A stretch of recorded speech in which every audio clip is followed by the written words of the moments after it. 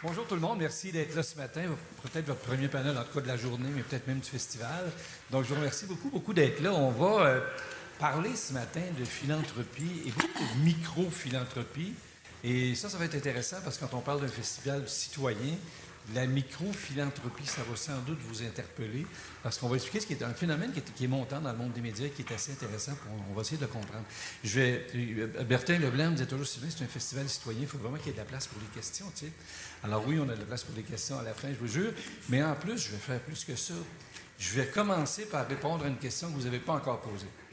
Au cas où vous la posiez, c'est que moi, je m'appelle Sylvain France. En passant, je suis professeur associé à HEC Montréal, directeur du pôle média. J'ai fait l'essentiel de ma carrière à Radio-Canada, mais la question que vous pourriez me poser, c'est qu'est-ce que fait une école de commerce dans un festival de journalisme? ChatGPT dirait pas une question. Et c'est vrai que c'est intéressant parce qu'on peut se poser la question, c'est contre-intuitif a priori, mais en même temps, il y a 3 bonnes raisons pour qu'une école de commerce comme HEC Montréal s'intéresse au monde de philanthropie et du journalisme. La première, c'est probablement que, pas probablement, sûrement, vous allez l'entendre aujourd'hui pendant 3 jours, les médias sont en crise à plusieurs niveaux, une crise de confiance, une crise de beaucoup de choses, et aussi beaucoup une crise des modèles d'affaires. Et ça, les modèles d'affaires, c'est pas mal notre métier à HEC Montréal, et c'est pas mal là-dedans qu'on travaille. La deuxième chose, c'est qu'on a souvent une image un petit peu statique de ce qu'est une école de commerce. On imagine des comptables en train d'étudier. Une école de commerce, c'est une université généraliste au fond, mais qui voit le monde à partir des enjeux de management, de leadership, d'innovation. On a à HEC une chaire en gestion des sports, on a une chaire en gestion des arts, on a un pôle santé, un pôle média, un pôle innovation. Les écoles de commerce sont présentes dans toutes les sphères de l'activité humaine, mais voient le monde à partir des enjeux de stratégie, de développement et de leadership. Donc, c'est pour ça qu'on est là. La troisième raison est un peu plus large que ça, un peu plus macro. C'est que les gens d'affaires, les milieux d'affaires qui sont et les patrons, que ce soit des entreprises publiques, privées ou des OBNL, ont intérêt à ce que nos sociétés marchent bien, parce que c'est là qu'ils font des affaires. Et pour que nos sociétés marchent bien, il faut que la démocratie fonctionne bien, que les contre-pouvoirs fonctionnent bien, que les politiques fonctionnent bien. Il faut que le monde marche bien pour créer une sorte de société qui est au moins un peu stable, qu'on puisse développer les entreprises et développer l'économie. On pourrait faire un colloque juste là-dessus, mais c'est quand même ce qu'on perçoit souvent parce que les dirigeants d'entreprise, ce sont des citoyens aussi. Il faut se rappeler de ça. Alors, c'est ce qui explique donc qu'on s'intéresse beaucoup à ça. On a créé, nous, à HEC, depuis 1 an maintenant, avec l'Université de Genève, le Centre de philanthropie de l'Université de Genève, un groupe qui s'appelle l'Initiative Média Philanthropie. On étudie toute cette question-là. Et à HEC, on va offrir d'ailleurs en septembre un nouveau programme, un micro-programme en philanthropie contemporaine. Donc, on s'intéresse de plus en plus à ces questions-là. Alors voilà, aujourd'hui, écoutez, on va vous parler de tout ça avec 4 invités. Je vais commencer par Anna-Sophia. Anna-Sophia Iban est de la Fondation Inspirit. Je vais vous la présenter un peu plus tantôt. Éric Bratt est un collègue de HEC, mais il est aussi conseiller stratégique à la Fondation Rossi, qui est une grande fondation assez connue. Martine Tremblay, qui est très connue pour une carrière extraordinaire, beaucoup dans le service public, même au cabinet de René Lévesque, et qui est présidente de la Fondation René Lévesque, qui est ici, peut-être, je pense, le principal commanditaire du festival, ici. Et Florence Turpot-Desroches, qui est vice-présidente philanthropie et communication à La Presse. La Presse, qui est un exemple de journal qui a vraiment transformé son modèle d'affaires, beaucoup axé sur la philanthropie, on va en parler. Alors, la première question que je vais vous poser à vous 4, c'est de présenter un peu vos entreprises, puis d'expliquer un peu où vous en êtes. Je vais peut-être commencer par Florence, parce que je trouve ça bien de commencer cette journée par un succès de transformation dans le monde des médias. Tout ce qu'elle est, un succès de transformation. Alors, on se sert de Florence beaucoup, on dit comme poster girl. Voici un sujet, voici un truc qui marche. Donc, Florence, tu peux peut-être commencer à nous présenter un peu le modèle de La Presse. Oui, donc La Presse, je pense que c'est un média que vous connaissez sans doute tous, mais dans le fond, La Presse, quand on parle de changement de modèle d'affaires, on a commencé par faire une énorme transformation au niveau de nos produits pour devenir 100% numérique. Puis après, on a fait une énorme transformation au niveau de notre modèle d'affaires pour devenir un OBNL. Donc, aujourd'hui, depuis 2018, on est un organisme à but non lucratif, donc 100% indépendant. Puis quand on a fait la transition, bien, on a choisi d'aller vers la gratuité. L'objectif de ça, c'était de se dire, bien, on considère que l'information, c'est un bien public qui doit être accessible à toute la population, peu importe leurs moyens financiers. C'est pour ça qu'on a décidé d'être gratuit. Puis les gens, à l'époque, nous regardaient un peu avec des gros yeux en disant « Ouais, vous allez abandonner l'abonnement, vous y arriverez jamais ». Puis aujourd'hui, quand même 7 ans plus tard, mais on est rendu à peu près avec 10 millions de dollars annuellement en dons, qui viennent de 66 000 donateurs. C'était ça en 2025. Donc 66 000, ça veut dire que c'est probablement beaucoup d'entre vous. Je ne vais pas demander qui donne à la presse, mais peut-être après. Mais bref, donc c'est vraiment la masse et la communauté qui permet à la presse de fonctionner. Donc voilà, donc on a encore évidemment des revenus publicitaires, puis des subventions, des paliers de gouvernement, mais la philanthropie est vraiment venue en fait permettre à la presse de survivre, d'assurer sa pérennité, puis maintenant de continuer à se développer. Voilà. Martine Tremblay peut comprendre pourquoi la Fondation René Lévesque s'intéresse au journalisme. C'est un peu dans sa mission. De toute façon, on connaît l'homme, donc c'est assez normal. Mais comment vous vivez ça à la Fondation René Lévesque? Outre le fait que vous commanditez un événement comme celui-ci, vous avez d'autres interventions aussi dans le domaine des médias. Oui, c'est-à-dire que la Fondation, comme vous le savez, sa mission, évidemment, consiste à faire connaître René Lévesque, l'homme politique, mais aussi beaucoup le journaliste, bien entendu, qui était sa première passion. Et puis, on a quelques axes d'intervention privilégiés, dont l'information et le journalisme, et c'est probablement l'axe qui a été développé le plus depuis quelques années. Et c'est certain que ça nous amène à essayer d'intervenir dans ce secteur-là par des partenariats avec des organismes qui ont besoin qu'on les aide, sans que ça nécessite des moyens extraordinaires. Évidemment, on n'a pas les moyens de la Fondation Rossi, on n'a pas... et puis, tous les organismes, il faut bien se rendre compte, quand on parle de microphilanthropie, c'est intéressant comme terme parce que tous les gens ne peuvent pas accéder aux très, très grandes fondations. C'est la fondation Bill Gates, ça ne donnera pas à tout le monde. Et donc, il y a beaucoup d'organismes pour lesquels ce qui est important, ce n'est pas nécessairement le niveau faramineux de contribution. C'est simplement qu'on arrive au moment où on rend possible la tenue la réalisation d'un projet ou la tenue d'activité. C'est ce qui s'est passé avec le festival ici de journalisme de Carleton-sur-Mer, il y a 4 ans, qui a débuté, et puis il s'est trouvé, enfin, on a fait ce qu'on appelle un beau risque, pour utiliser une expression chère à un personnage qu'on connaît. Et ce risque-là, finalement, s'est avéré vraiment quelque chose d'assez extraordinaire, ce qui fait qu'on continue à privilégier dans nos interventions une organisation comme celle-là, mais où on est aussi en partenariat avec le Centre québécois d'éducation et de formation aux médias, parce qu'on veut se donner un accent jeunesse réel. On pense que le grand défi de l'information aujourd'hui, c'est l'accès des jeunes et à une information de qualité, c'est le développement de capacités aussi d'aller chercher la bonne information. Et puis, c'est la relève en journalisme. Il faut former des journalistes qui vont être capables de maîtriser leur métier dans un monde de plus en plus complexe. Moi, je pense que le défi de l'information, quand on pense à philanthropie, on a traditionnellement pensé au domaine de la santé, au domaine de l'éducation, au domaine de la culture, mais maintenant, on sait que c'est tout le secteur des médias, de tout ce qui touche à l'information de près ou de loin, a d'énormes besoins d'aide. Alors, c'est ce qu'on essaye de faire. C'est intéressant parce qu'il y a beaucoup, effectivement, de fondations il y a des fondations qui financent directement, directement des médias, mais il y en a qui financent aussi l'écosystème général de l'information, que ce soit pour la formation, que ce soit dans des festivals comme ceux-ci. Même parfois, il y a des fondations qui vont gérer, qui vont financer ce qu'on appelle le back-office, c'est-à-dire la gestion des médias en dehors des activités de contenu. Exactement. Pour essayer d'alléger un peu le fardeau médiatique. Éric, vous êtes vous tuez, un collègue.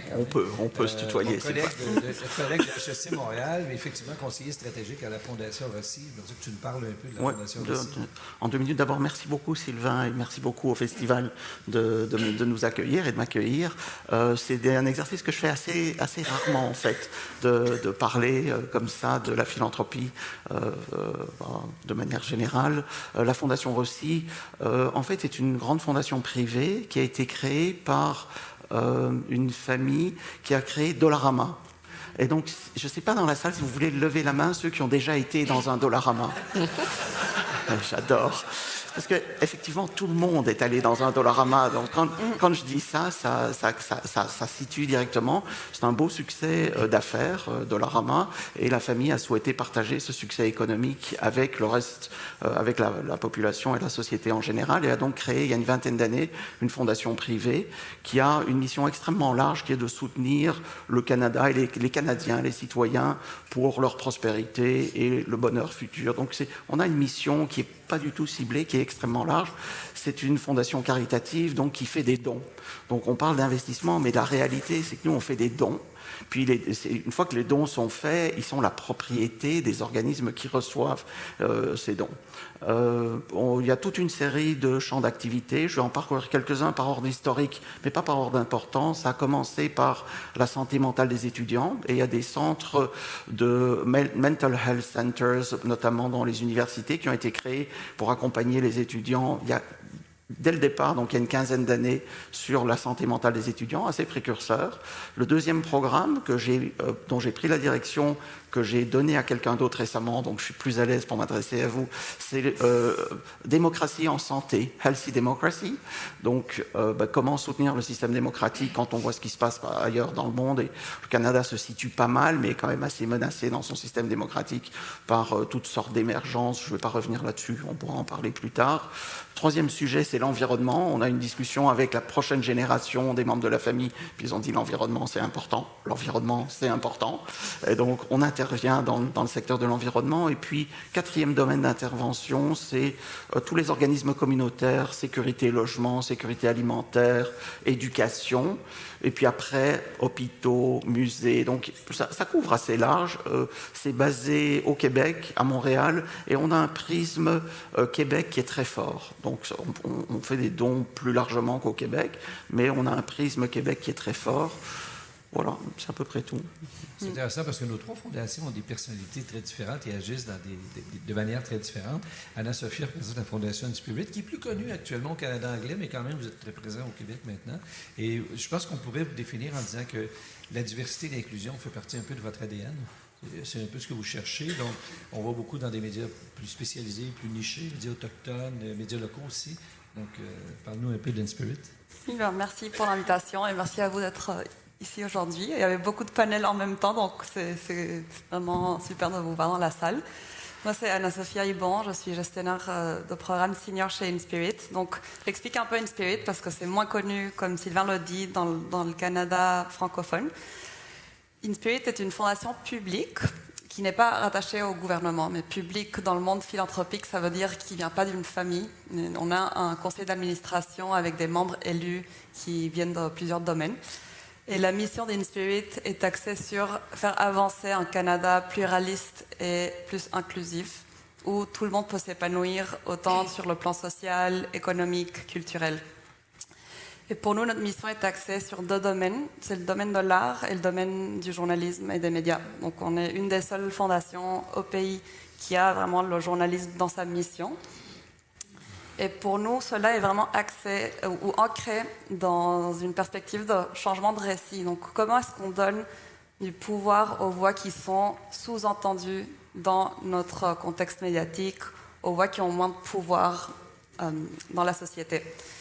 Puis plus concrètement, comment est-ce qu'on fait ça? Donc, depuis 2019 à peu près, on finance du journalisme de différentes façons. Donc, on a financé surtout des petits, moyens médias indépendants de différentes communautés, de différentes parties au Canada. Donc on finance de façon nationale au Québec, Ontario, Colombie-Britannique, au-delà de ça.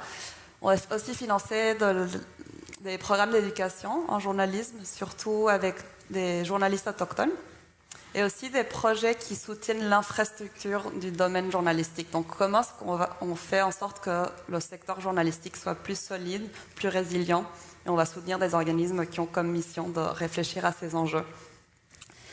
Et je dirais qu'une grande partie de notre travail plus récemment est aussi de répondre à un intérêt dans le domaine philanthropique autour du journalisme, justement. Donc Inspirit a fait beaucoup de travail avec d'autres fondations pour construire des ponts entre le journalisme et les médias, non, entre le journalisme et les fondations, parce que ce n'est pas vraiment des domaines qui se connaissent beaucoup. Donc on a créé des ressources tant pour des journalistes que pour des fondations. On va en parler aujourd'hui, mais le journalisme n'est pas un domaine de don qui est très très répandu dans le contexte philanthropique. Donc on a fait beaucoup de travail là-dedans. Puis on crée aussi des opportunités d'investissement ou de dons pour d'autres fondations. Donc récemment, en 2025, on a lancé un fonds commun en partenariat avec d'autres fondations, qui est le premier fonds philanthropique qui met en commun des dons, donc de l'argent philanthropique, pour aller financer les médias indépendants un peu partout au Canada. Et à nouveau, là, l'axe est vraiment, où la priorité est mise sur les petits, moyens médias indépendants qui sont menés par des communautés sous-représentées dans le domaine des médias. Et quand on dit ça, c'est vraiment beaucoup de communautés. Ça peut être, oui, des communautés autochtones, mais aussi des communautés rurales, des communautés dans le Nord, des communautés de toutes sortes. On va en parler après. Il y a un truc intéressant ici, puisqu'on est à Carleton, c'est la question des communautés régionales, des médias locaux et tout ça qui est importante. Oui. Puis récemment, dans un colloque aussi, un de nos collègues parlait du fait que il y avait une étude qui avait été faite en France sur le fait que dans ce qu'on appelle les déserts médiatiques, c'est-à-dire des régions où il n'y a pas de médias régionaux, il n'y a pas de médias locaux. Ils ont constaté en France qu'il y avait une augmentation de la polarisation, une augmentation de la colère citoyenne, une augmentation donc d'idées qui sont moins proches de la démocratie telle qu'on la conçoit. Ça fait que ne pas aider les journaux locaux, c'est aussi un très grand danger pour la démocratie. Vous agissez là-dessus aussi, je comprends. Oui. Absolument. Puis je rajouterais, il y a une donnée qui, moi, m'a beaucoup surpris quand j'ai appris ça. C'est, comme vous êtes au courant, il y a beaucoup de fermetures de médias un peu partout. Et il y a une cartographie qui est financée par Rossi à l'Université métropolitaine de Toronto qui s'appelle le Local News Research Map. Donc ils vont aller voir où est-ce que ferment les médias et ouvrent les médias. Il y a eu plus de 600 fermetures depuis 2008. Et de ces fermetures, il y a plus de 50% des fermetures qui arrivent dans des communautés avec moins de 30 000 ou 50 000 habitants. Et un tiers de ça arrive dans des communautés avec moins de 10 000 habitants. Donc là, quand on parle de comment les communautés sont desservies dans des zones rurales ou hors des centres urbains, on voit vraiment une différence et un enjeu à tenir en tête. On va parler de philanthropie, ensuite on va parler de micro-philanthropie, je vais revenir à ça. Mais Eric, il y a un truc dont je suis curieux, c'est l'intention philanthropique. C'est-à-dire une fondation comme Rossi arrive, elle pourrait décider, la famille pourrait décider de se lancer dans plein de choses, on l'a mentionné, la santé, l'éducation, il y a plein de choses, des fonctions sociales importantes. Comment on arrive à définir une intention philanthropique, puis à définir que les médias aujourd'hui doivent en faire partie? Effectivement, c'est un long chemin et le champ des possibles est infini et toutes les causes sont bonnes. Bon, ça, c'est ce que j'ai découvert. Il n'y a pas de mauvaise cause. Les dossiers, on en parlait encore récemment, on reçoit des dossiers, tous les dossiers ont du mérite, ils ont tous une raison d'être, ils ont tous un impact, ils ont tous un bénéfice pour les bénéficiaires ultimes de toutes ces sollicitations. Donc la question, c'est comment est-ce qu'on arrive à se dire, voilà, le journalisme est un élément important sur lequel, comme donateur, on doit contribuer.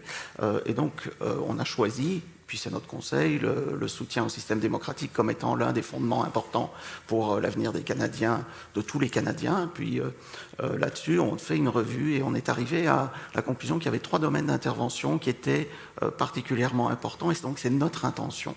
Ces 3 domaines d'intervention sont, sans priorité encore, tout ce qui est l'accès à l'information de qualité. Et le journalisme se situe là-dedans. Il faut que les Canadiens aient accès à une information de qualité. S'ils doivent se forger leur propre opinion sur des sujets, il faut qu'ils aient un accès à une information de qualité. Nous, on ne veut pas forger les opinions, soyons clairs. On est loin de ça, on n'a aucune influence. On finance la Local News Map, qui est un outil collectif, mais il faut que chaque personne ait un accès à une information de qualité, donc le journalisme. Autre domaine, technologie et démocratie, on voit tous les errements qui apparaissent de l'émergence et de l'utilisation des outils en ligne et des plateformes. Bon, c'est un sujet sur la polarisation, la désinformation, les deepfakes. Je ne vais pas vous faire la liste de tous les sujets. C'est un sujet d'intervention très compliqué. Et le troisième sujet, et puis qui nous tient beaucoup à cœur, c'est que les statistiques montrent que les jeunes votent moins. Je veux dire, alors nous, notre théorie, c'est pas qu'ils sont désengagés d'un point de vue civique, mais c'est que les modèles d'intervention et les modèles d'engagement sont différents. Et donc, on doit renouveler le modèle d'engagement pour réintéresser ou intéresser différemment les jeunes à la vie citoyenne. Et donc, on travaille sur les nouveaux formats, que ce soit à travers des films courts, que ce soit à travers des formations en école, sur les nouveaux formats d'engagement citoyen pour les jeunes. Donc, on s'est dit, voilà nos 3 domaines d'intervention, et voilà comment on arrive au journalisme, et comment je me retrouve aujourd'hui sur un panel devant une salle de personnes intéressées par le journalisme. Et puis, je vais conclure là-dessus, ça nous définit aussi un cadre pour identifier les organisations qu'on va soutenir de celles qu'on ne va pas soutenir pour leur... On ne peut pas soutenir tout le monde, mais ça nous donne aussi un cadre sur le champ des interventions qu'on va prioriser. Puis on peut parler du soutien qui est offert à la presse pour le stage pour les jeunes. Donc on s'est dit, la presse a un programme de jeunes pour former des jeunes à un journalisme de qualité. Voilà, ça c'est un domaine qui résonne assez bien avec nos priorités. Puis on est content de faire ça. Puis je disclose rien, c'est dans le rapport d'impact de la presse. Si vous regardez le rapport d'impact, vous verrez la Fondation Rossi comme étant l'un des donateurs de la presse. Anna-Sophie, de la même façon, sur l'intention philanthropique, si je ne me trompe pas, Inspirit n'était pas dès le départ très présente dans le monde des médias, c'est arrivé par la suite, je pense. Au départ, on était vraiment sur les thèmes de diversité et inclusion de façon générale, c'est ce que je comprends. Je vais peut-être raconter l'historique d'Inspirit parce que ça va aller répondre à la question. Et j'aurais dû commencer par ça. Je pense que quand on parle de philanthropie, c'est très important de parler d'où vient de l'argent. Donc pour Inspirit, l'argent vient de la vente d'une chaîne de télévision qui existait en Ontario dans les années 90 et années 2000, qui a été vendue en 2010. Donc c'est de là où vient nos actifs. Et au moment de la vente, le conseil d'administration du moment a décidé de créer ce fonds qui est devenu la fondation Inspirit, donc qui a cette intention de soutenir le multiculturalisme, tout ce qui est interreligieux. Donc Vision TV avait du contenu autour de ça et aussi un axe journalistique. Donc une fois que le LCA décide de vendre, il crée Inspirit, puis ça reste dans une perspective média-art, et c'est à partir de 2019, comme je le disais, qu'on fonce vraiment dans tout ce qui est média. Et oui, voilà. Et c'est vraiment dans notre ADN, si on veut le mettre comme ça. Donc c'est pour ça que pour nous, cet engagement auprès des médias est important. Intéressant. Puis Martine, la Fondation René Lévesque, elle, dans le fond, je n'ai pas besoin de vous demander d'où l'ADN, on le comprend très bien. Il y a quelque chose directement lié à René Lévesque, à sa carrière, à tout ça. Mais d'abord, elle existe depuis quand, la Fondation René Lévesque? Elle existe? Oui. Elle existe depuis, en fait, la Fondation René Lévesque, elle existe depuis 15-20 ans. En fait, pour faire toute l'histoire, René Lévesque, avant de mourir, avait créé une fondation qui s'appelait la Fondation André Laurando. Parce que lui voulait trouver un moyen de favoriser justement un journalisme responsable. Et après son décès, cette fondation-là a été reprise par d'autres et c'est devenu la Fondation René Lévesque. Et elle a, pendant quelques années, travaillé beaucoup plus modestement, faute de fonds suffisants, parce que la Fondation vit aussi de philanthropie. Et puis, au moment où on a célébré le 100e anniversaire de la naissance de René Lévesque, la Fondation, grâce à une contribution du gouvernement du Québec, a pu se donner suffisamment de moyens pour assurer sa pérennité et intervenir de façon un petit peu plus musclée dans certains domaines. Donc, la Fondation, c'est ça. Mais on a voulu garder, dans le fond, ce qui était au cœur de l'ambition de René Lévesque au moment où lui avait créé sa petite fondation. Et on trouvait important que ça reste un axe privilégié et axé sur la jeunesse, parce que lui, il l'était aussi. Forcément, c'est clair que nous, bien sûr, on a un peu de moyens, mais comme je disais tout à l'heure, on a quand même des moyens limités. Et à l'intérieur de ces moyens-là, ce qu'on a cherché, c'est d'être le plus, d'abord, de ne pas s'éparpiller et d'être le plus structurant possible là où on est. Par exemple, on permet au Coop de l'information, au Soleil, à Québec, d'avoir des stages d'étudiants en journalisme, ce qui était devenu impossible. Et donc, depuis 2 ou 3 ans, on finance des stages en journalisme. On donne des prix. On donne le prix René Lévesque en collaboration avec Le Devoir pour la presse étudiante. Et ce qu'on a réalisé, c'est que la fierté qu'éprouvent les jeunes qui reçoivent le prix René Lévesque pour la presse étudiante, c'est quelque chose ça tire les larmes. Ils sont tellement fiers de recevoir un premier prix dans leur vie, là, parce que c'est des jeunes de 18, 19, 20 ans, et d'être associés au nom de René Lévesque, pour eux, c'est quelque chose d'incroyablement stimulant. Et donc, nous, ça nous amène, ça nous fait comprendre aussi, parce que nous-mêmes, mais à quel point d'associer aussi le nom de René Lévesque au prix, au stage, ça a quelque chose d'extrêmement encourageant et stimulant pour ceux et celles à qui ça s'adresse. Et donc, c'est la même chose avec ce qu'on fait avec le CQEMI. Et donc, là, on est dans le domaine de l'information, mais aussi on finance des concours de balado, pour entrer, évidemment, dans les nouvelles formes de conversation, on va dire. Et donc, oui, c'est sûr que c'était tout naturel de le faire. Et on s'est rendu compte que l'association du nom de René Lévesque, le journaliste, avec les initiatives, les prix, les stages qu'on finance, ajoutait, donc c'était une valeur ajoutée à ce qu'on faisait. Alors, on est très content, puis on va continuer à le faire. Mais on ne pourra pas, évidemment, régler le problème du plan d'affaires, du nouveau modèle d'affaires des médias. Ça, on n'ira pas là-dedans. On n'ira pas là-dedans. Quoique, il faut avoir de l'ambition. Mais d'ailleurs, revenons au plan d'affaires des médias. Tantôt, je t'écoutais, Florence, puis je me disais, est-ce que, dans le fond, la crise des médias n'a pas été, puis ça va avoir l'air bizarre comme question, mais un peu une opportunité pour la presse? C'est-à-dire qu'il y avait quand même, avant qu'on parle de la crise des médias, pour les journaux papier, on savait qu'il y avait un problème, il y avait une sorte d'échéance, il y avait une date de péremption. Et là, subitement, la presse arrive avec un changement qui est radical, à 3 niveaux, je pense. D'abord, technologiquement, c'est radical, avec la tablette, l'abandon du papier. Sur le plan du modèle d'affaires, c'est radical avec la gratuité. Sur le plan du contenu aussi, je trouve un peu, avec la section dialogue, des choses comme ça qui favorisent le dialogue citoyen au moment où il y a de la polarisation, tout ça. Est-ce que ça n'a pas été, dans le fond, une opportunité de changement qui a été, dans le fond, bénéfique pour un journal comme la presse? Oui, c'est devenu une opportunité qui est partie d'une crise, mais ce que je trouve fou, c'est que quand j'étais à l'université, ça fait pas si longtemps que ça, mais quand j'ai fait mon bac en journalisme, déjà, on me disait « Mais Florence, tu veux vraiment aller en journalisme, il y a une crise dans les médias. » Fait que ça date, là, tu sais, ça date qu'il y a une crise dans les médias. Puis je pense que la presse a fait des transformations radicales.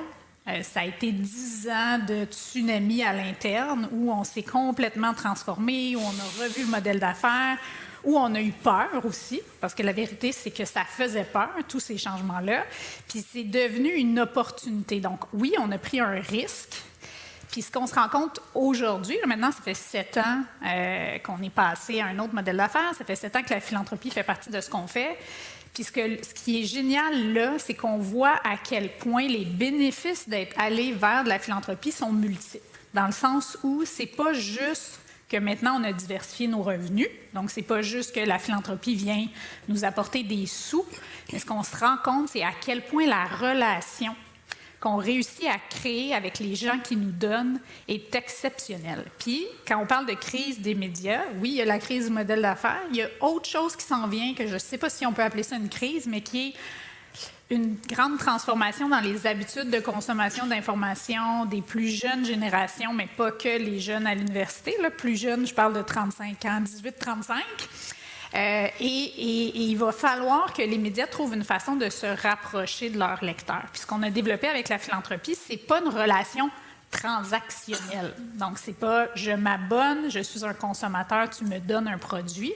On a réussi, je pense, à développer quelque chose qui est relationnel. Donc, en reconnaissance des dons, on envoie de l'information sur les coulisses de ce qu'on fait. Ça nous permet de faire de l'éducation aussi sur comment ça fonctionne, un grand média. Donc, on crée... Là, je ne vais pas dire que j'ai une relation avec 66 000 personnes, parce que vous allez me dire, Florence, t'exagères, mais tout ça pour dire que ça nous permet aussi de venir commencer à travailler sur un autre enjeu qu'on voit, puis qui va être super important pour nous, qui va être de réussir à créer un lien, en fait, avec les lecteurs d'aujourd'hui et de demain aussi. C'est là qu'on arrive dans la question de la microphilanthropie. Ça nous concerne tous, la microphilanthropie, parce que jusqu'à il y a 5 ou 10 ans, on pouvait se dire que la philanthropie, ça appartient à des grandes familles qui ont 100, 200, 300 millions à donner, qui sont là. Aujourd'hui, on s'aperçoit que 60 000 citoyens peuvent soutenir un média et que ça devient, à 60 000, ça devient un assez gros montant. Et là, il y a quelque chose d'important. Il y a une sorte, est-ce qu'il n'y a pas une sorte de pouvoir citoyen qui naît avec ça, où les citoyens qui ont réclamé beaucoup pour les médias peuvent aujourd'hui dire « Oui, mais je m'implique aussi. Je fais quelque chose parce que si j'y crois aux médias, si je crois à la démocratie, bien, je peux faire quelque chose. » Est-ce qu'il n'y a pas un nouveau pouvoir en train de s'installer là-dessus? Oui. Puis il y a quelque chose qui est beau là-dedans, parce que quand je disais c'est pas une relation transactionnelle, c'est une relation, c'est vraiment une relation, bien c'est ça. C'est que les gens qui nous donnent, ils font le choix de nous donner alors qu'ils n'ont pas besoin de payer pour consommer leur information. Donc c'est des gens qui comprennent c'est quoi l'impact aussi d'un média d'information sur la société, sur le développement de l'esprit critique. Puis quand j'ai commencé en philanthropie, parce que je disais moi je suis une ancienne journaliste, et puis là, on décidait de lancer la philanthropie. On partait d'une page blanche. Puis j'ai été prendre beaucoup de café avec beaucoup de gens qui œuvraient dans le milieu de la philanthropie pour essayer de comprendre est-ce qu'il y a une recette, comment on arrive à faire de la philanthropie. Et donc j'ai rencontré beaucoup de très grosses fondations dans des milieux hospitaliers, dans le milieu culturel. Puis la majorité des gens basent la philanthropie sur des gros dons, donc sur quelques gros dons de très grandes fondations ou d'entreprises. Et ils ont quelques personnes qui leur donnent des plus petits montants. Donc, tout le monde me donnait à peu près la même recette. Puis, on s'est dit, OK, mais nous, on va faire le contraire. Donc, on va vraiment partir des gens, donc des lecteurs qui ont déjà un attachement envers nous pour construire notre base, en fait, puis construire là-dessus. Donc, c'est vraiment là-dessus qu'on a mis toutes nos billes. Puis, c'est pas évident, la philanthropie dans les médias, parce qu'il y a toute la question d'apparence de conflit d'intérêts. Puis, on en a beaucoup parlé avec, j'en ai rencontré des tonnes aussi de fondations familiales, des entreprises aussi. Donc, il y a beaucoup d'éducation à faire parce que souvent, ils ont peur de dire, bien, je vais avoir l'air d'acheter une couverture positive pour mon entreprise. Donc, c'est sûr qu'il faut mettre des règles en place pour baliser ça, mais le fait que ça soit aussi encouragé à la base par des gens qui donnent en moyenne 15-20 $ par mois, bien, ça fait en sorte que l'apparence de conflit d'intérêt, elle n'est pas là. Et si un jour, un donateur n'est pas content de la couverture qu'on a faite de son entreprise et qu'il quitte, bien, c'est correct. Dans le sens que on va être capable de survivre. Donc, ça fait en sorte qu'on est capable aussi de conserver vraiment notre indépendance. Tu allais un peu sur ma prochaine question, puis un peu s'adresser, parce que j'aimerais ça entendre la réponse vue d'un média et vue des fondations, mais cette question-là de l'indépendance des médias, qui est une question importante, hein.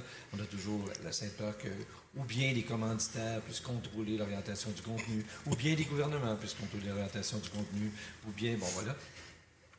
Vous le gérez par un code de déontologie spécifique qui est à la presse, c'est pas un code qui existe dans l'industrie, vous avez votre propre code de déontologie? En fait, on a inventé des politiques, parce que ce qui n'était pas évident, c'est que quand on a commencé, on était pas mal tout seul au Québec à faire de la philanthropie dans les médias. Il y avait Le Devoir qui en faisait déjà, mais il n'y avait pas beaucoup de gens. On a rencontré des gens ailleurs en Europe où c'était plus fréquent dans les médias, mais le système ne fonctionnait pas nécessairement de la même façon. Donc, on s'est dit c'est super important qu'on encadre tout ça. Évidemment que la base des règles, c'était les mêmes qu'on avait avec la publicité. Donc, il y a un mur de Chine entre les ventes et la salle de rédaction. Donc, on s'est dit que ça va être sensiblement la même chose à la philanthropie. Donc, il y a un mur de Chine et quand nos donateurs acceptent de faire des dons majeurs, à la presse, un don majeur, c'est 5 000 $ et plus, ils doivent signer des ententes. Dans les ententes, c'est expliqué l'importance de l'indépendance journalistique, qu'ils comprennent qu'est-ce que c'est l'indépendance journalistique, qu'ils comprennent qu'ils ne peuvent en aucun cas interférer et tout ça. Et les donateurs majeurs, les fondations privées ou les entreprises qui acceptent de nous donner, ils nous donnent parce qu'ils comprennent et qui valorisent l'indépendance journalistique. Donc, pour vrai, on n'a jamais eu d'enjeu à date, puis ça fait quand même 7 ans, là, d'un donateur qui voulait essayer d'interférer, d'un donateur qui a fait des demandes précises. On est en relation avec eux, ils ont beaucoup de questions, puis on échange beaucoup. Mais je pense que c'est ça aussi la beauté de la philanthropie, qui n'est peut-être pas la même chose au niveau commercial. C'est que c'est pour ça que les gens acceptent de nous donner. Puis vous pourrez parler de ça, mais c'est ça, ça se passe bien là. Éric, je vous pose la question, pas pour la Fondation Rossi, mais pour les philanthropes, okay, les grandes sociétés philanthropiques. Est-ce que cette question-là, parce qu'on a toujours l'impression que approcher les médias, bon, se dire, écoutez, vous pouvez nous donner, mais vous ne pouvez pas influencer notre contenu, vous ne pouvez pas venir, vous ne pouvez pas mettre les pieds dans la salle des nouvelles, blablabla. On connaît toutes les interdictions possibles qui sont tout à fait légitimes.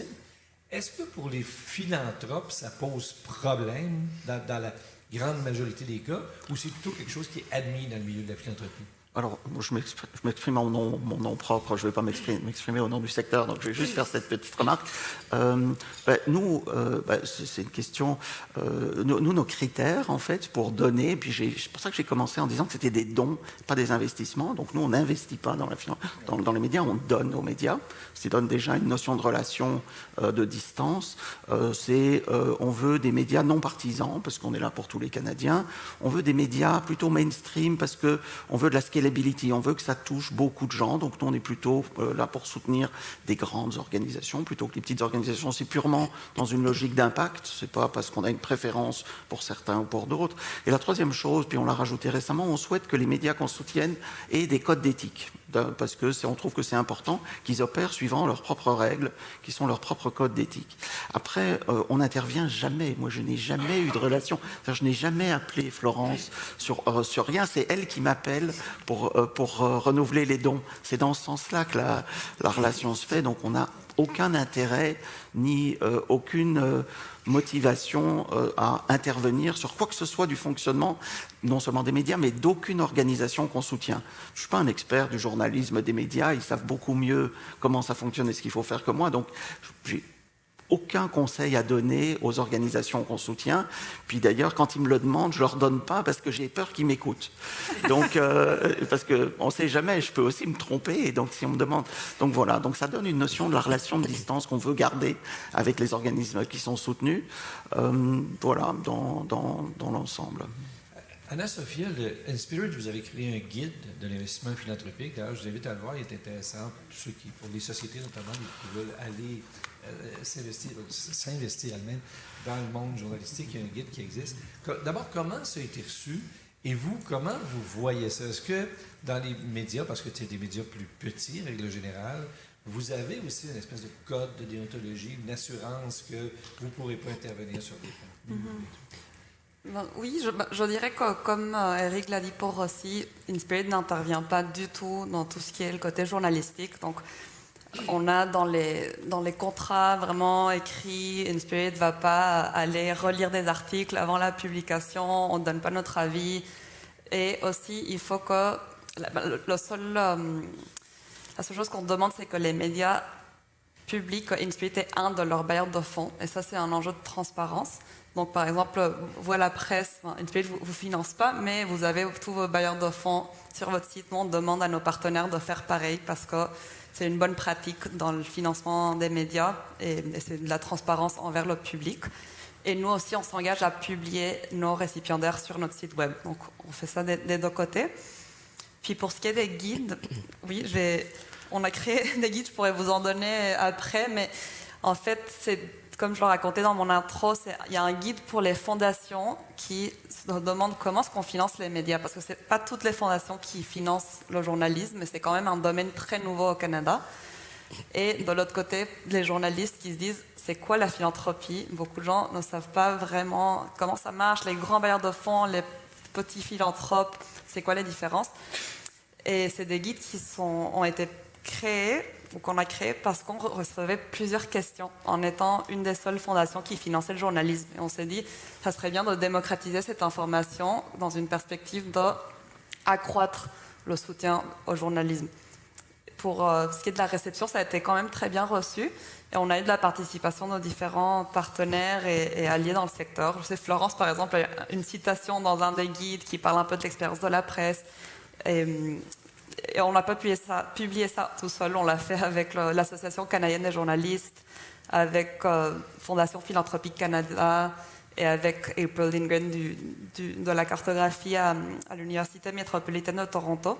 Donc c'est vraiment un outil pour les deux milieux et pour les citoyens qui s'intéressent à ça aussi. J'ai une question pour Martine, mais je fais un message avant ceux qui ont des questions, préparez-les parce que dans 5 minutes, on s'en va une période de questions, donc préparez-vous. Martine, parce qu'on parle des sociétés philanthropiques qui arrivent dans le fond, est-ce qu'elles ont un intérêt, est-ce qu'elles ont... La société, la Fondation René Lévesque, est-ce qu'elle est encore teintée politiquement? C'est-à-dire que, parce qu'on sait que René Lévesque croyait au journalisme, il croyait à tout ça, mais elle n'est plus teintée politiquement sur absolument pas. Des choses comme ça, c'est pas du tout... Non, c'est une fondation qui est totalement, et ça depuis le début, apolitique. Donc, c'est clair que les axes qu'on privilégie dans la Fondation rejoignent des causes qui tenaient à cœur à René Lévesque, donc l'information, le journalisme. On parle aussi d'ouverture sur le monde, d'ouverture du Québec sur le monde. Et puis on parle on travaille sur des questions de fierté, d'appartenance. On a tenu un événement l'année dernière où on posait la question « Qu'est-ce qu'une nation au 21e siècle ?» Les différents intervenants qui sont venus essayer de répondre à ça. Et donc, on travaille sur ces questions-là, mais c'est toujours dans un cadre totalement non partisan, c'est ça qu'on veut dire. Et donc, non, là-dessus, il n'y a aucune ambiguïté, aucune difficulté. De toute façon, on ne serait pas crédible si on ne le faisait pas de cette manière-là. Donc, c'est absolument... Ça, c'est absolument sûr. Une chose, parce qu'on parle évidemment d'intervenir auprès de médias d'information ou auprès de gens qui œuvrent dans ce secteur-là. Moi, je pense que pour l'action qu'on mène, la vigilance qui est exercée, c'est pas sur le contenu de ce qui va se faire, c'est sur des questions de gouvernance. Par exemple, s'il s'agit d'attribuer un prix, bien, on va s'assurer que le mode de sélection se fait correctement avec des comités. Et donc, je pense que la gouvernance, parce qu'il y en va de la crédibilité de la Fondation elle-même, et donc on veut s'assurer que quand on soutient quelque chose, l'organisation, la gouvernance de ça se fait selon les règles établies, selon les plus hauts standards. Et je pense que c'est l'exigence qu'il faut qu'on conserve. Et puis, on a toujours ça à l'esprit. Mais donc, bien au-delà des contenus, les stages, c'est la même chose. Une fois qu'on s'assure que la sélection des journalistes qui font des stages, on en finance un au devoir cette année aussi, que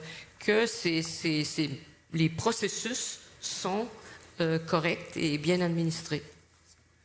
À partir de maintenant, s'il y a des mains levées, on pourrait aller à des questions. Oui, là-bas, pour le micro, on m'a dit qu'il y avait un micro quelque part. Oui, voilà, Alain. Merci. Il y en a ici. Vous pouvez vous nommer avant et puis poser des questions. Bonjour, Jean-Benoît Nadeau, je suis de la Fédération professionnelle des journalistes du Québec. J'ai 2 questions, une pour Florence Turcot-Desroches puis une pour les 3 autres. La première, Florence, c'est, je pense que vous avez un statut différent en tant qu'organisme. Vous n'êtes pas un organisme de bienfaisance qualifié. Vous pouvez m'expliquer un peu les différents statuts qui existent? Oui, c'est qu'en fait... Et mon autre question pour les 3 autres, c'est, j'ai entendu parler qu'à cause de l'intelligence artificielle, les fondations sont inondées de demandes maintenant. Et je voulais savoir si c'est le cas, et si c'est le cas, est-ce que vous avez trouvé une manière de gérer ça? On va commencer par ça. Donc, il y a un statut spécial, en fait, pour les médias d'information qui veulent être des donateurs reconnus. Donc, maintenant, les médias peuvent être donateurs reconnus depuis 2018. Et c'est un statut qui s'appelle Organisation journalistique enregistrée. Donc, ce n'est pas un organisme de bienfaisance enregistré. Les règles de gouvernance de l'ARC sont à peu près similaires. Donc, c'est presque pareil, mais on a quand même des règles de transparence supplémentaires à respecter, ce qui est parfait. Donc, Anna-Sophia parlait de l'importance de rendre public le nom de tous nos donateurs majeurs. Donc, ils ne peuvent pas être anonymes. Donc, on ne peut pas avoir des dons majeurs qui viennent de gens anonymes. Donc, on a l'obligation de les divulguer à l'ARC. Par mesure de transparence, nous, on a décidé de le faire aussi sur notre site. Donc, c'est public, c'est dans nos rapports, c'est sur notre site aussi. Mais donc, oui, c'est un statut particulier à l'ARC qui est uniquement pour les médias d'information. Donc, il y a beaucoup de règles à remplir pour être capable d'avoir ce statut-là. Puis, ça fait partie des changements que nous, on a fait pour réussir à obtenir notre statut-là, notre statut qui nous permet de donner des reçus en échange des dons aux gens, donc des reçus d'impôts aussi. Je fais une grosse différence. Je voulais juste rajouter un point par rapport à la réponse de Florence, parce que je regardais ce matin combien il y avait d'organismes qui avaient adopté ce statut, puisque c'est une contrainte pour nous. On ne donne qu'à des organismes caritatifs ou à des médias qui ont adopté ce statut. Il y en a un peu moins de 20 au Canada qui ont adopté ce statut.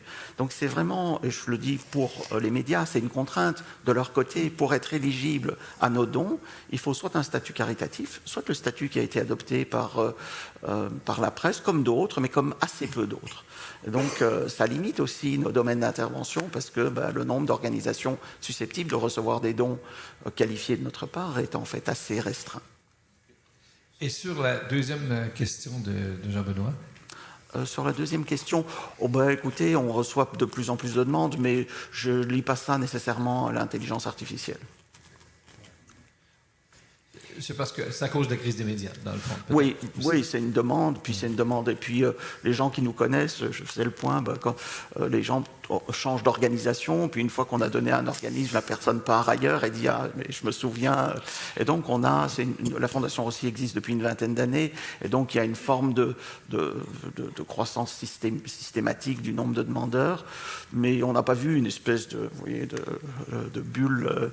Mais peut-être que Inspirit a vu une bulle. Nous, on a de plus en plus de demandes, mais c'est assez attendu. Je veux dire, c'est pas. Martine, Anna-Sophia, ça a changé le nombre de demandes ou? Bien, c'est-à-dire qu'on n'a pas eu de demande comme telle. Maintenant, comme on finance aussi des projets de recherche, certains projets de recherche à l'université, ce qu'on commence à voir, c'est qu'à l'intérieur des demandes, il y a des volets qui incluent, d'une manière ou d'une autre, qui incluent l'utilisation de l'intelligence artificielle, ce qu'on surveille de très très près parce que pour ces parties-là, ben, tout va dépendre. Tu sais, dans le fond, on est un peu comme tout le monde. Hein? Il faut qu'on voit ce que ça peut donner, comment ça peut être utilisé. Là, évidemment, il s'agit d'un truc universitaire, sérieux, mais on va s'assurer, avant d'aller plus loin, que ça peut être utilisé d'une manière correcte et que ça ne remplace pas, dans le fond, la recherche qui doit être faite elle-même. Mais c'est compliqué. On n'est pas encore directement sollicité, mais on sent que ça va venir. Ouais. Moi, je dirais très rapidement qu'il y a probablement un lien entre l'utilisation de l'IA et la hausse de demande, mais il y a d'autres raisons aussi. On le voit aussi dans les processus d'embauche, par exemple. Donc, je ne sais pas si c'est la seule raison, je crois que peut-être pas, mais une de ces raisons, puis c'est ça pour tous les domaines philanthropiques. Je dirais pour les médias spécifiquement, pour InSpirit, il y a peu de points de comparaison précédents. Donc, par exemple, InSpirit va accepter des demandes en ce moment juste par invitation. Donc là, ça change aussi la réponse à la question. Et quand on fait des appels à projets ouverts, là, on commence à voir, au fur et à mesure que le temps avance, comment l'utilisation de l'IA va avoir un impact ou pas. Et je voulais très rapidement revenir sur la première question, pour faire du shameless marketing, parce que toutes les infos techniques sur le statut, justement, sont sur ce guide en détail. Et c'est pour ça qu'on l'a créé, donc je pousse vraiment ça. Et une précision sur ce que les fondations peuvent ou pas financer. Ça va vraiment dépendre des règlements de chaque fondation. Donc, par exemple, Rossi, comme Eric le disait, je pense que vous pouvez juste financer des organisations charitables. Pour InSpirit, nos règlements ont un peu peut-être plus d'ampleur. Je ne sais pas si plus, mais c'est juste on peut financer des organisations charitables et non charitables, mais il faut que ça s'aligne avec notre mission. Donc, moi, je dis toujours, quand on connaît une fondation, on connaît une fondation, donc il faut vraiment apprendre à connaître chaque fondation pour voir ce qui est possible ou pas. Et oui, c'est aussi là-dedans. D'autres questions de la salle? Oui, là-bas. Le micro est un peu loin, mais on va le trouver. Merci beaucoup. Hein.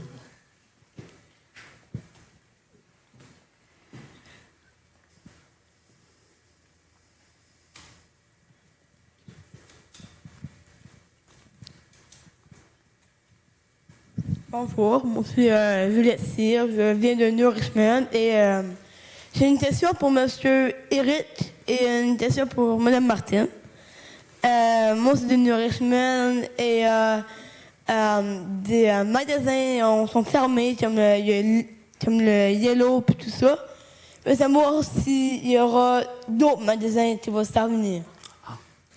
Alors, je vais vous répondre très directement. Nous, on n'est pas du tout associés aux affaires opérationnelles, la distribution. En fait, on est lié à la famille et c'est un don qui a été fait par la famille. Donc, je n'ai aucun lien avec l'organisation et je ne peux pas commenter sur ce que le Dollarama a l'intention de faire ou pas l'intention de faire. Donc, j'ai littéralement aucun lien. Donc, je ne peux pas répondre à cette question. Certainement une question très légitime, mais je ne suis pas la bonne personne pour vous répondre.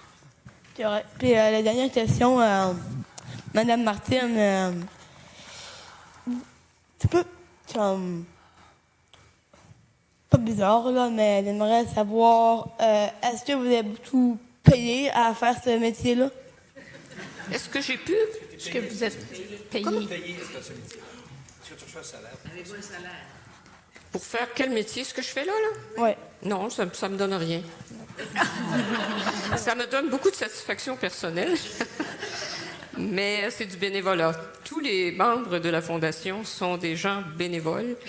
Et donc, non, c'est... Mais j'imagine que si j'étais dans une autre étape de ma vie, j'aurais besoin de gagner ma vie donc plus substantiellement, mais c'est pas le cas. Donc on le fait avec beaucoup de générosité. Et c'est le cas de beaucoup de monde qui œuvre au sein des fondations. Je pense que on le souligne jamais assez, c'est que il y a beaucoup de gens qui donnent de leur temps. La philanthropie aussi, c'est donner de son temps. C'est pas nécessairement donner de l'argent. Et donc le geste philanthropique, c'est aussi celui-là. C'est de donner son temps, c'est de faire profiter d'une expérience qu'on a acquise ailleurs. Et c'est comme ça que ça fonctionne. Autrement, il n'y en aura pas beaucoup de philanthropie si il n'est pas soutenu par du bénévolat et des gens qui n'ont pas d'appât du gain personnel là-dedans. Une autre question de la salle? Oui, d'abord. Est-ce qu'il y a un micro qui... Ah, on va traverser. Puis ensuite, on va faire une... Ah, on va être... Ça va prendre des drones. Une autre question, peut-être, puis ensuite, on va aller à vous, puis après ça, on va... Il va falloir utiliser des drones à un moment donné pour transporter le micro. Ouais, c'est ça. Oui, allez-y. Bonjour, je m'appelle Anne Guénière, je suis la fondatrice du Curieux. On est un journal numérique qui explique l'actualité aux jeunes. On fait des ateliers d'éducation aux médias et à l'information dans les écoles. On crée des magazines scolaires. Moi, je me considère comme... On est une entreprise privée. Moi, je me considère comme une entreprise d'impact social. On n'a donc, je suppose, pas accès à vos aides, mais justement, je trouve ça intéressant de poser la question autant à vous qu'à nous-mêmes. Est-ce qu'on devrait devenir un OBNL pour pouvoir justement diversifier nos revenus? Nous, pour le moment, on n'a aucune subvention à part une petite de Patrimoine Canada. On est juste financé par finalement les abonnements que les écoles payent à notre magazine et les écoles qui payent nos ateliers. Donc, on est autofinancé. Le statut actuel, c'est un statut de société... Privé. Exactement. Mais quand je dis d'impact social, c'est que l'idée, nous, est vraiment, on a une mission. On veut juste, moi j'ai une petite équipe, on veut être bien payé, mais on ne veut pas faire de l'argent. C'est pas du tout dans l'éducation. Et dans le journalisme, ce serait une mauvaise idée. Oui. Mais donc l'idée, c'est de savoir, est-ce que nous, on devrait devenir un OBNL pour finalement pouvoir avoir accès à ces fonds-là? Et à l'inverse, pour les fondations, est-ce que vous pensez pouvoir évoluer à un moment donné, puis inclure du financement, pas forcément au fonctionnement, mais plus à des projets pour des entreprises d'impact social? Je sais que le statut n'existe pas, il faudrait peut-être le créer. Okay. Je ne sais pas qui peut se lancer. Eric, je te vois. Mais, nous, on est régi par l'Agence de revenus du Canada. Donc, on donne, d'abord, on n'investit pas, on ne subventionne pas, on donne dans les règles qui sont fixées par l'Agence de revenus du Canada. Donc, dans votre statut actuel, vous n'êtes pas éligible, ça ne relève pas de notre choix, en fait, ça relève juste de la législation. Puis, on peut comprendre que les fondations ayant été constituées à partir de dons, les récipiendaires ultimes doivent aussi avoir un statut caritatif pour recevoir ces fonds. Pour vous conseiller, je ne peux pas vous conseiller sur ce qui est le meilleur schéma, mais j'aime beaucoup le schéma de la presse dans la mesure où ça diversifie assez bien les sources de financement et je suis très enthousiaste sur le nombre de donateurs individuels qui donnent une belle perspective de développement et de stabilité à l'organisation. C'est d'ailleurs toujours comment on pourrait dire, un filtre dans nos discussions qui est est-ce que c'est soutenable dans le temps, comment les choses vont évoluer. Donc, je trouve que c'est un beau modèle. Mais le choix vous appartient, évidemment. J'ajouterais rapidement une précision parce que ça rejoint ce que je partageais tantôt. Avoir un statut non charitable ne veut pas nécessairement dire que des fondations ne vont pas vous financer. Ça dépend de la fondation et de ses limites et de ses règlements. Donc, c'est sûr que pour un média qui n'est pas charitable, recevoir un financement à la mission va être plus compliqué généralement, mais ce n'est pas impossible. Il y a d'autres façons de le faire, par exemple des contrats de service, il y a des technicalités, on peut s'en parler après, mais ça ne veut pas dire que c'est impossible. Je voulais juste faire cette précision parce que ça dépend vraiment de la fondation en question. On va à une dernière question, puis ensuite on va conclure. Il y avait une question ici à l'avant ici.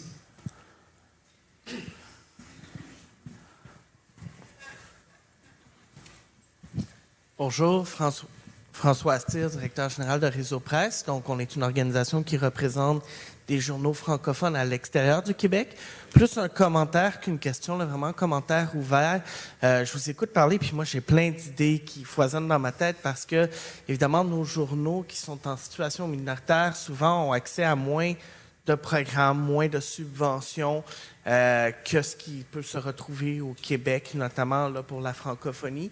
Et je vous invite vraiment à regarder ce qui peut être fait avec les journaux hors Québec, parce qu'évidemment, ce sont des journaux quand même qui contribuent à la lutte à la désinformation pour les communautés francophones et à la vitalité économique et à la vitalité linguistique des communautés francophones. Donc, une invitation à voir vraiment ce que le Québec peut faire pour aider aussi ces communautés-là au niveau de la philanthropie. C'est un bon point. Il y a combien de membres de Réseau Presse, à peu près? 23. 23 membres de Réseau Presse, c'est ça. Intéressant. Merci. Écoutez, je vais terminer sur une dernière question, un peu pour tout le monde, mais ça porte sur l'avenir, un peu de la philanthropie médiatique. Qu'est-ce que vous décririez comme le principal défi pour l'avenir d'un soutien aux médias par la philanthropie? Je vais finir avec Florence cette fois-ci. Anna-Sophia, qu'est-ce que tu verrais comme un défi à long terme dans l'arrivée de la philanthropie dans les médias? C'est une bonne question. Je dirais, en ce moment, les médias ne sont pas un domaine philanthropique développé. Donc ça c'est le premier défi que je soulèverais. Mais en même temps, c'est une opportunité pour voir c'est quoi le rôle de la philanthropie dans le soutien aux médias. Parce que c'est sûr que les fondations ne vont pas remplacer les revenus et les subventions du gouvernement. Donc pour moi, c'est vraiment le bon moment pour se demander comment la philanthropie peut être un catalyseur pour l'avenir. C'est quoi le meilleur levier qu'on peut jouer pour l'innovation, pour mieux rejoindre des publics. Donc oui, je dirais c'est un défi et opportunité. Il y a quand même une balle qui est dans le camp des médias. Se préparer à accueillir les philanthropes, à la limite, on dirait comme ça. Oui, puis à être aussi réaliste dans le sens où il n'y a pas un financement philanthropique infini. Oui. Il y a plusieurs causes philanthropiques qui sont importantes et légitimes. Donc, c'est vraiment être réaliste et stratégique avec ce soutien. Okay. Éric? Oui, moi je voudrais quand même, avant de parler des défis, je voulais quand même dire que le journalisme est un service impératif et nécessaire pour la population en général. Journalisme de qualité, je ne vais pas commenter sur ce que ça veut dire. Donc vous avez un rôle clé, critique et important pour l'avenir. Et je pense que c'est ça le point de départ de tout le dialogue avec les philanthropes, c'est de bien faire reconnaître ce rôle et cette importance collective du rôle du journalisme. Après, le défi, c'est d'exercer son muscle philanthropique. Et donc, quand j'entends Florence qui parle de « ça nous a pris 7 ans », je pense que quand c'est un exercice, c'est une source de financement complémentaire par rapport à d'autres sources de financement, ni plus importante, ni moins importante, mais qui a ses règles, son écosystème, ses modes de fonctionnement. Et donc, il faut développer le muscle philanthropique. Donc, j'engage les médias à faire de l'exercice pour développer son muscle philanthropique. Parfait, Martine? Ben, le défi, pour moi, il est pour l'information. Avec des lettres majuscules, parce que c'est la démocratie qui est en jeu. Et donc, les médias l'écosystème médiatique doit revoir complètement ses façons de faire. Mais pour moi, je pense que on ne réglera pas tous les problèmes, parce que quand on parle de médias, maintenant on parle de beaucoup de types de médias. La technologie est un énorme défi parce que la technologie est en avance, puis elle va continuer de l'être, est en avance sur tout le monde, est en avance sur les gouvernements. On le sait, comment les gouvernements tardent à ajuster leur dispositifs législatifs et réglementaires. On en a des bons exemples actuellement. Et dans ce sens-là, même s'il arrivait, par exemple, que dans quelques années, les situations des uns et des autres deviennent un peu plus stables, la philanthropie va demeurer une nécessité, d'une manière ou d'une autre, et par différentes formes d'intervention. Je pense que il y a 25 ans, on parlait très peu de philanthropie, mais il y a des fondations, le devoir à sa fondation aussi. Donc, je pense que c'est là pour rester. Puis, tout le monde va devoir s'ajuster au fil des années à cette réalité-là extrêmement mouvante et dangereuse pour la démocratie. Okay. Florence? Bien là, tu as commencé en disant que j'étais la poster girl optimiste. Fait que je ne vais pas parler de défis, je vais parler d'opportunités parce que moi, j'ai vraiment l'impression qu'il se passe quelque chose en ce moment. Je disais, ça fait 7 ans qu'on fait de la philanthropie à la presse. Depuis 1 an et demi, je vois à quel point ça bouge. Fait qu'1 an et demi, ça fait pas si longtemps, mais à quel point ça bouge dans le sens où à quel point les médias s'intéressent de plus en plus à la philanthropie, à quel point toutes les rencontres qu'on a fait, l'éducation aussi, qu'il y a eu lieu, les échanges avec les fondations, les entreprises, ça commence à porter fruit. Donc, plus il va y avoir de médias qui vont se lancer dans la philanthropie, plus on va démocratiser ça comme étant une cause à part entière. Puis plus on va comprendre à quel point le journalisme d'impact, c'est important dans la société pour les enjeux de santé mentale, les enjeux d'itinérance, les enjeux d'éducation. Donc, c'est vraiment, je pense, une opportunité, puis ça va devenir une nécessité parce que les modèles d'affaires sont encore en transformation pour plusieurs médias, puis la diversification des revenus, ça va devenir essentiel. Donc, pour préserver l'indépendance puis s'assurer aussi d'une pérennité essentielle. Il faut que les médias demeurent, il faut qu'il demeure une pluralité de médias, c'est super important aussi, qu'il y ait plein de médias qui restent en vie et en santé. Donc, je pense que la philanthropie, c'est vraiment une opportunité, puis j'espère que ça va continuer de se développer à la grandeur du Québec et à l'extérieur du Québec aussi. Et moi, je peux dire aussi que depuis un an que je travaille dans ce monde-là de la philanthropie médiatique avec l'Université de Genève, avec tout ça, une chose en tout cas que je constate et dont je suis même pas convaincu, d'abord, la crise des médias n'est pas un phénomène ponctuel ou temporaire. Les GAFA sont là, tout le monde. On est dans un monde nouveau. On ne remettra pas le dentifrice dans le tube. Ça n'arrivera pas. Il faut donc développer des nouveaux modèles. C'est une chose importante. Et je suis convaincu aussi que les citoyens ne sauveront pas par la philanthropie l'ensemble des médias, mais je suis convaincu aujourd'hui que les citoyens font vraiment partie de la solution et qu'il y a une façon de s'impliquer si on croit vraiment aux médias et qu'on peut le faire aujourd'hui. Ça donne un pouvoir citoyen sur ce problème-là. Alors, je vous remercie beaucoup. Je remercie nos invités. C'était très agréable. Merci à vous. Merci beaucoup.